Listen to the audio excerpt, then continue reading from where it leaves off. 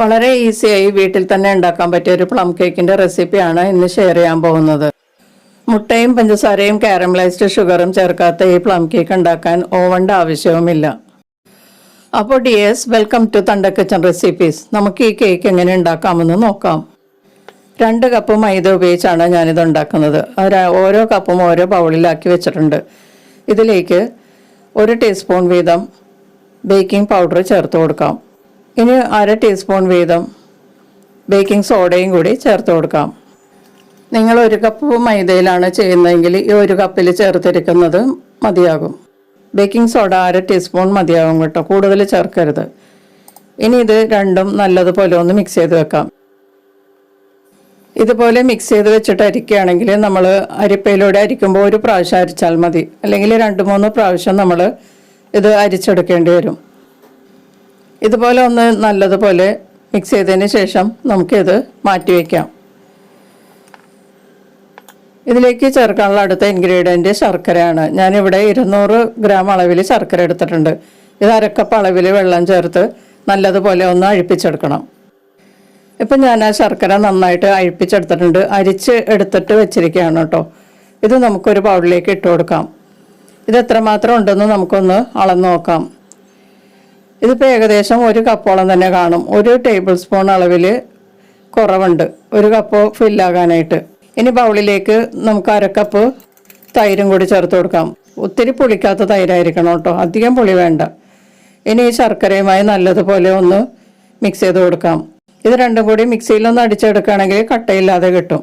ഇതിപ്പോൾ കുഴപ്പമില്ലാത്ത കട്ടയാണ്. നമ്മളിതെല്ലാം മിക്സ് ചെയ്ത് വരുമ്പോൾ കറക്റ്റായിട്ട് പാകമാകും. ഇതിലേക്ക് 2 പിഞ്ച് പട്ട പൊടിച്ച പൊടിയും ടേസ്റ്റുള്ള ഉപ്പും കൂടി ചേർത്തിട്ട് നല്ലതുപോലെ ഒന്ന് മിക്സ് ചെയ്ത് കൊടുക്കാം. ഇനി മിക്സ് ചെയ്ത് വെച്ചിരിക്കുന്ന ഡ്രൈ ഇൻഗ്രീഡിയൻസ് ചേർത്ത് കൊടുക്കാം. ആദ്യം 1 ബൗളിലുള്ള മൈദയും ബേക്കിംഗ് പൗഡറും ബേക്കിംഗ് സോഡയും കൂടി ഇതിലേക്ക് അരിച്ച് ചേർക്കാം. കുറേശ്ശെ ചേർത്ത് മിക്സ് ചെയ്യാനാണ് നല്ലത്.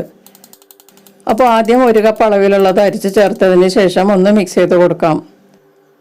ഇപ്പോൾ ആ 1 കപ്പ് മൈദയും ഇതിലേക്ക് നല്ലതുപോലെ മിക്സ് ആയിട്ടുണ്ട്.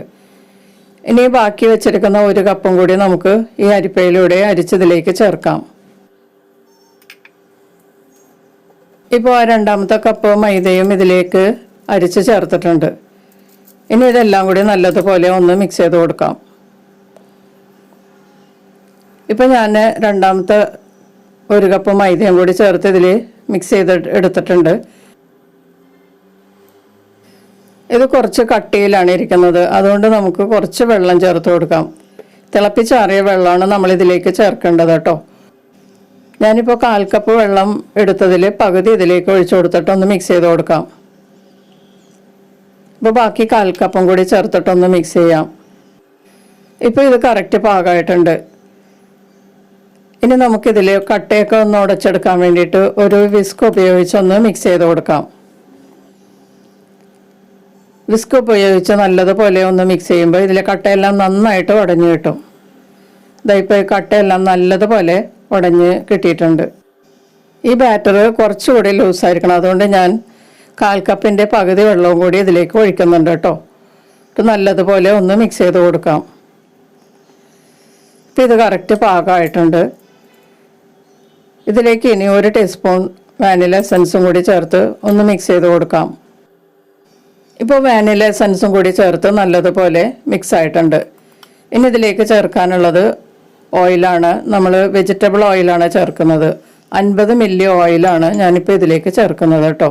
നിങ്ങൾക്ക് വേണമെങ്കിൽ ബട്ടർ ഉരുക്കിയും ചേർക്കാവുന്നതാണ്. ഓയിൽ എപ്പോഴും ഈ സമയത്ത് ചേർത്താൽ നല്ല പെട്ടെന്ന് നമുക്കിത് മിക്സായി കിട്ടും. നമ്മൾ ആദ്യം ചേർത്ത ലിക്വിഡ് ഐറ്റംസിൻ്റെ കൂടെ ചേർത്താൽ പെട്ടെന്ന് മിക്സായി കിട്ടില്ല. അതുകൊണ്ടാണ് ഈ സമയത്ത് ഓയിലോ അല്ലെങ്കിൽ ബട്ടറോ ചേർക്കുന്നത് കേട്ടോ.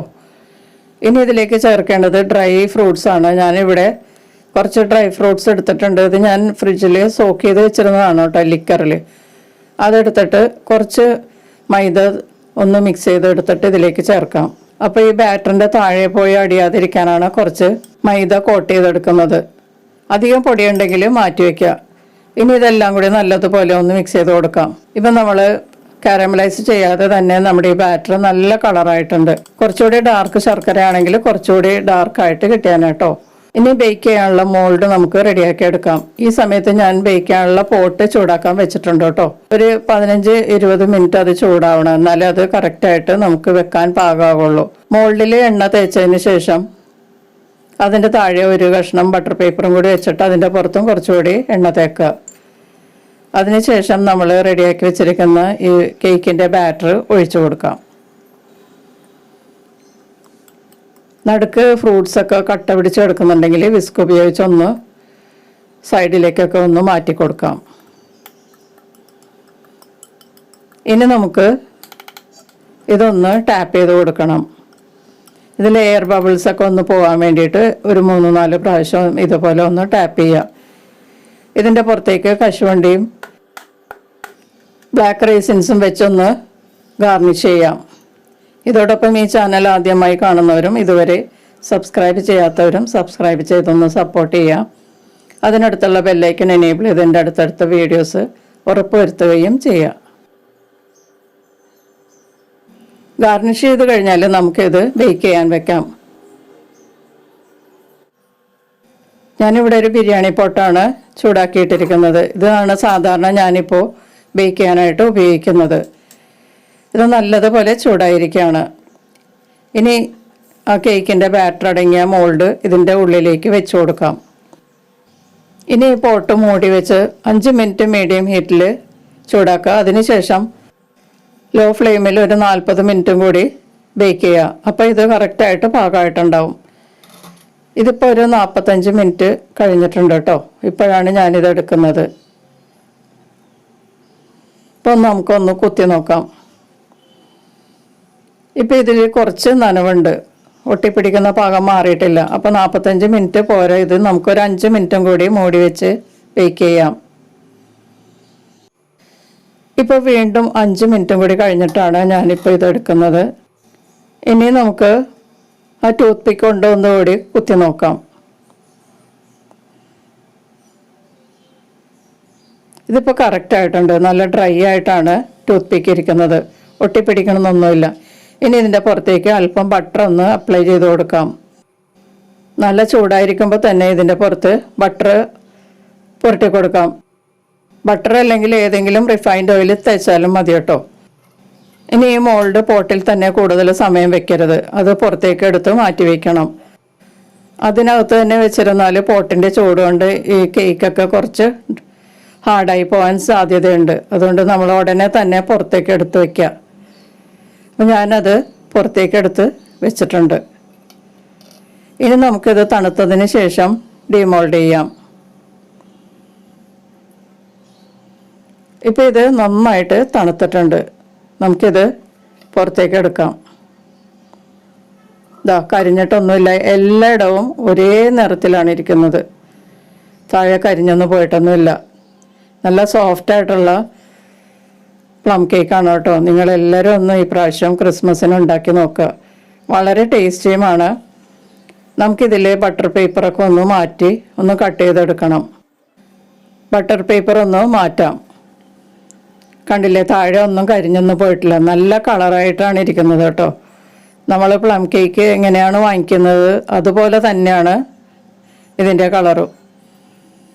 കാരമലൈസ് ചെയ്ത് ഡാർക്ക് ആക്കിയിട്ടില്ല, നമ്മൾ പഞ്ചസാര ചേർത്തിട്ടില്ല. വളരെ ഹെൽത്തി ആയിട്ടുള്ള കേക്കാണത്. കട്ട് ചെയ്യുമ്പോൾ കണ്ടില്ലേ, വളരെ സോഫ്റ്റാണ്.